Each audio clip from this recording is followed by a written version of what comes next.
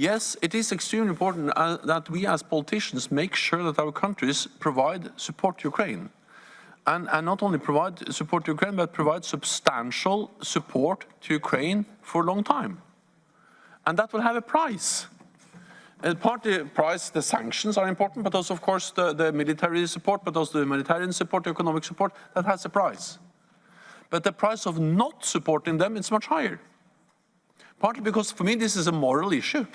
This is about a sovereign, independent nation with more than 40 million people living in Europe, which is brutally attacked by a big power, Russia.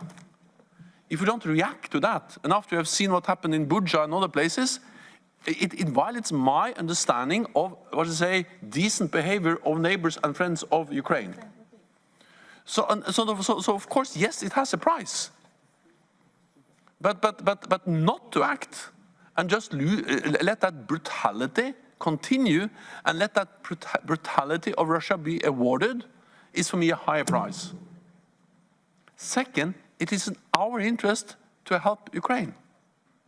Because you have to understand that if Ukraine loses this, that's a danger for us. That will make Europe even more vulnerable for Russian aggression. Because then the lesson learned from Georgia in 2008, from annexing Crimea in 2014, from starting to undermine Donbass in 2014, and then the full-fledged brutal invasion by President Putin in February, is that they can just use force. They get their will.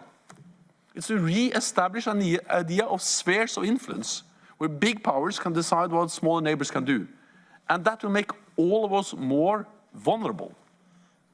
So even if you don't care about the moral aspect of this, supporting the people of Ukraine, you should care about your own security interest.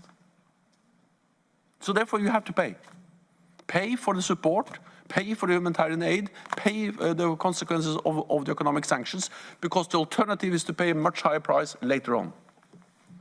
And then remember one thing, yes, we pay a price, but the price we pay as the European Union, as NATO, is a price you can measure in currency, in money. The price they pay is measured in lives, lost every day. So we should just stop complaining and step up and provide support, full stop.